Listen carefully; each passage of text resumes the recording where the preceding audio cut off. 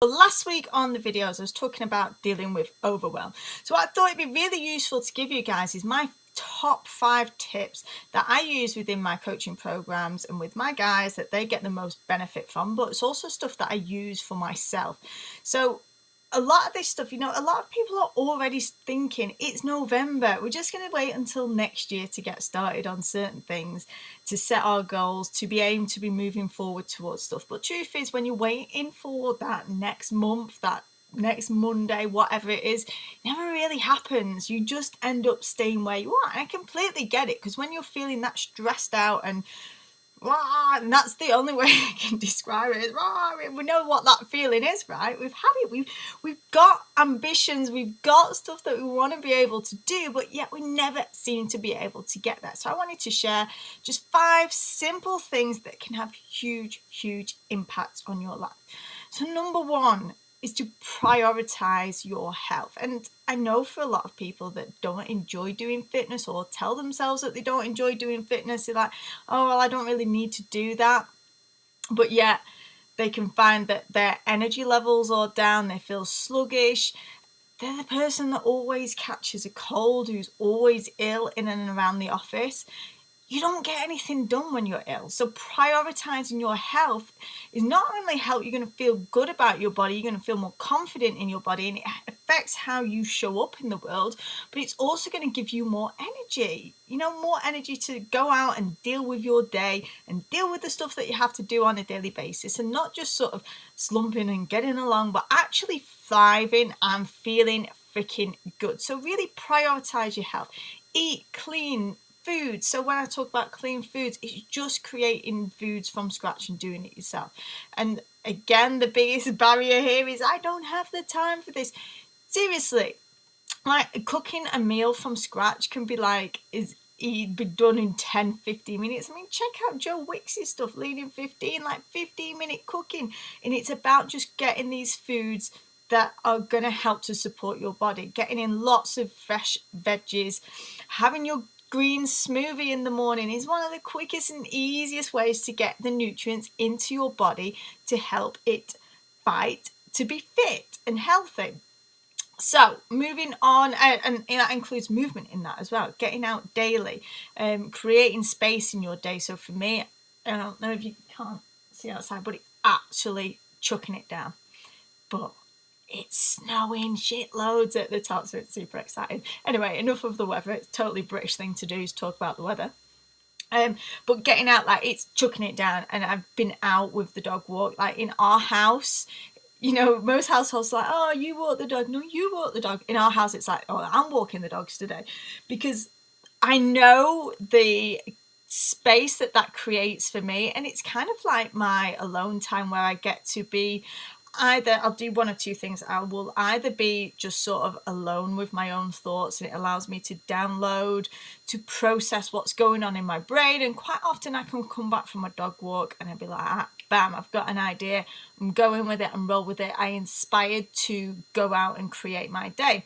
Or if that's not coming naturally to me, I'll listen to some motivational podcasts, some audiobooks, something that can get my juices flowing and help me with that inspiration. But it's about getting time away. And again, when people are time starved and that they don't have enough, they think, I don't have time to go and walk for an hour a day, I don't have time to meditate. Doing these things and creating space, it allows you to actually create more from your life.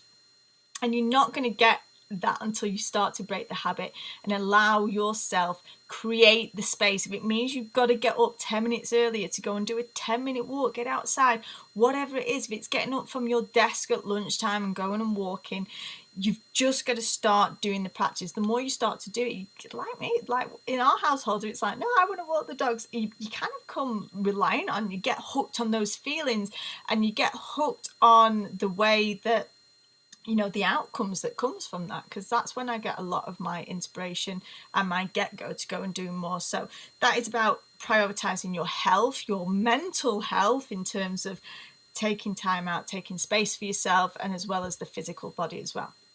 So moving on to number 2 is to set yourself goals. Another big, huge one we do right at the beginning of my programs is to set these big, badass goals and to dare to dream big. You know, if you want something for your life, go and freaking get it. We live in a time when absolutely anything is possible. Absolutely anything you want to do is possible. So think about the things that kind of really, and this is what we've been talking about a lot, like is set your soul on fire. What gets you excited? What do you love doing? And setting those goals within your body, your health, you can set them within your career, but most importantly, your happiness, the things that you want to do, the things that you want to experience. Because at the end of the day, there's no point in having goals and chasing stuff if we're just going to be freaking miserable the whole time. We've got to enjoy the process. We've got to be able to experience things on a weekly, on a daily basis that we enjoy, that make us happy, that make us smile, because that's what life about, is enjoying the whole process. And really write these goals down. Get clear about why they're important to you.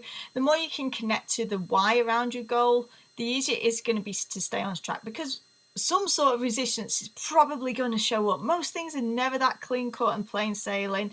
There's going to be stuff that shows up for you. I mean, my God, when we were moving out here, there was so much stuff that just kept showing up. And it wasn't, you know, you could quite easily be like, fuck this, it's too hard. I ain't doing no more.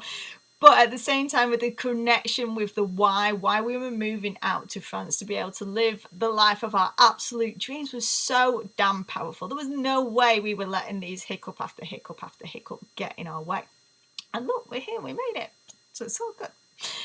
Next, point 3, get focused. So if setting your goals is the first action, the second action is your focus. And it's about actually doing the steps and taking the action to make it happen. Because it's great having goals, but it's like the people who set these New Year's resolutions and you never even look at them again until next year comes around. You're like, oh yeah, I forgot I wanted to do that. So when you set your goals, set out an action plan.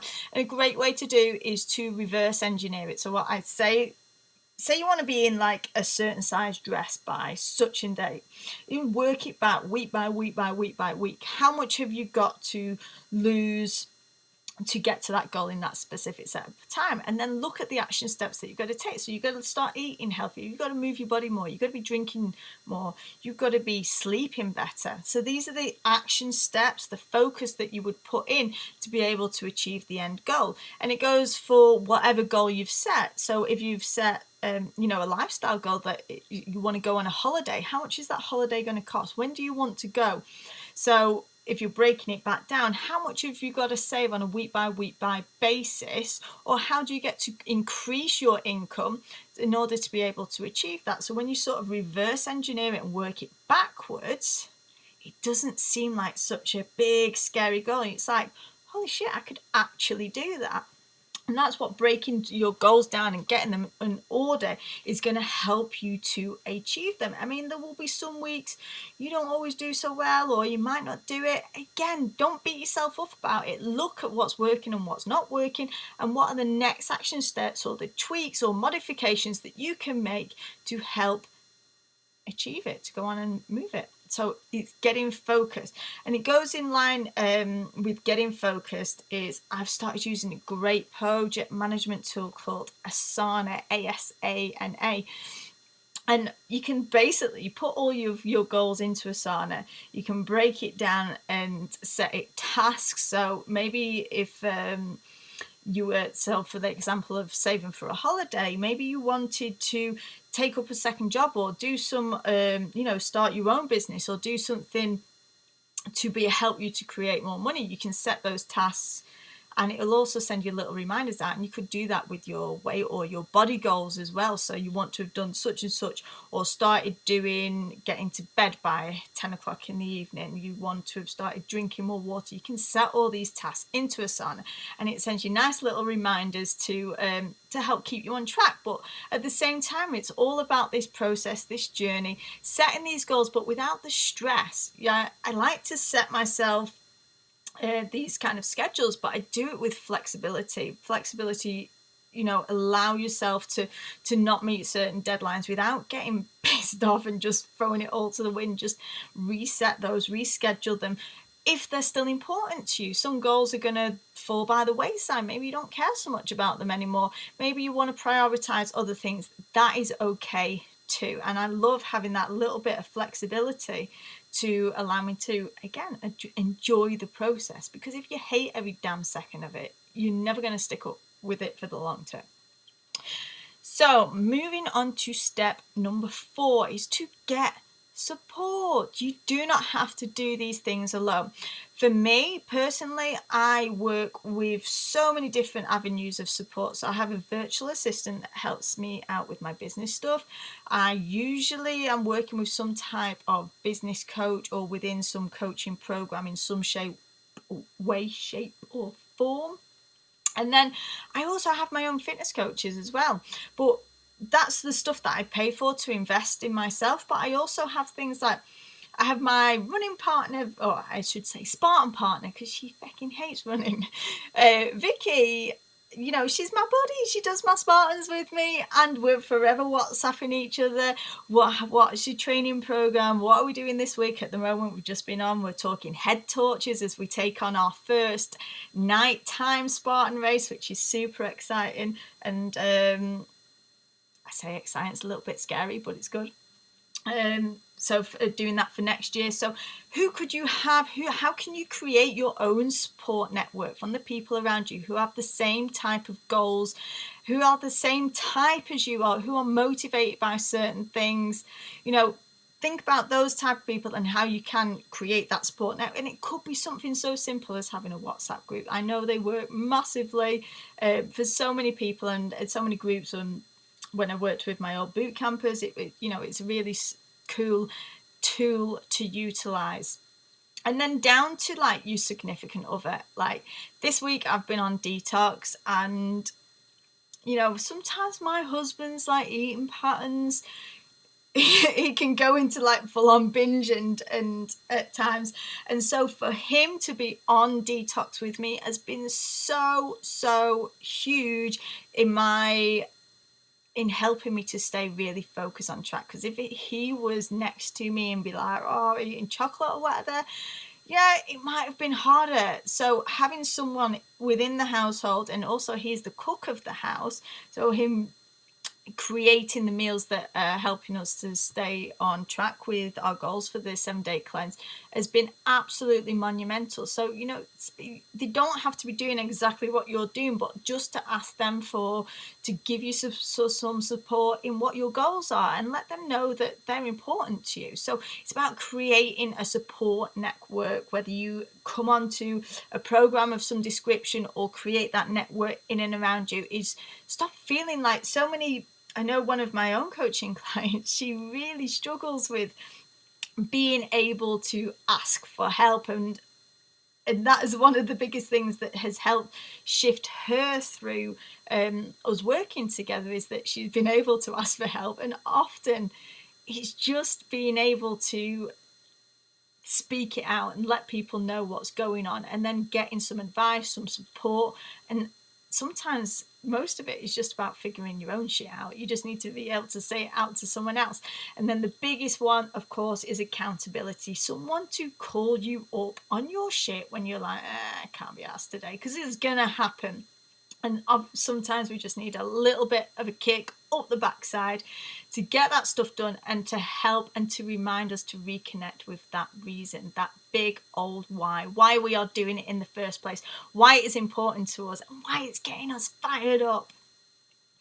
Then the 5th and final tip that I've got for you today is to evaluate. So we can set these big badass goals, but again, it don't mean shit if you're not going to look back at them until you get round to like January, when most people set their goals.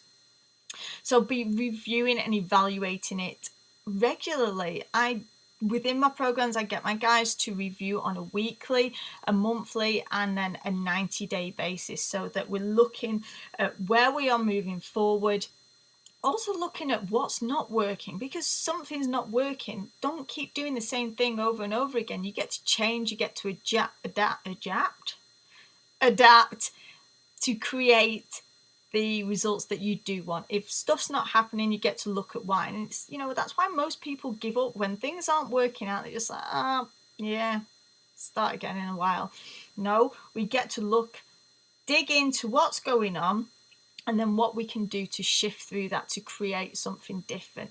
So look at coming in, looking at what you want to do on a weekly basis. And I generally get my guys to do 4 big main points, between 4 and 6 things that they want to focus on for each week, because when we've got these huge to-do lists, that's when the overwhelm kicks in. So if we can break it down into just 4 goals each week, then it's much more manageable and you're much more likely to get it done. And if it doesn't get done, then put it on to the next week. And if it keeps not getting done, maybe it's not that important to you. But if you're not evaluating and reviewing, you kind of like get lost and you have no idea where you really are in relation to those big goals that you set.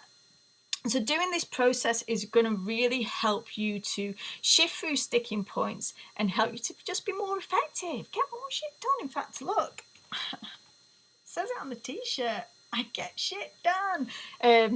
It's actually one of Dan Meredith's, and he has an awesome book on being productive and getting stuff done. I think it's called How to Be Fucking Awesome. It's really good. Check it out. So those 5 tips: prioritize your health, ramp up your energy so that you're feeling good, you're feeling positive, you're feeling on fire. And this is what I call being focused and fierce. It's a focused mind and fierce body program for a reason. Get fired up, feeling on form with your body. Number 2, set those goals, break them down, get clear about what you want and why you want it. Why do you care? Why is it important to you? Next is to get support. Get accountable to someone. Get the people around you to support. Having your own little cheerleaders is really great. We've got to have external motivators as well as having the internal ones, and having a support network and people that you can turn to is huge. I would never ever be where I am today if I hadn't worked with mentors and coaches. And I've spent a hell of a lot of money on them, but I believe that they're worth every damn penny, because I've come to learn so much, and it's helped me to get to where I am today. And then number 5, I think that's 5. Is that 5? Oh, I missed get focus, getting it in order,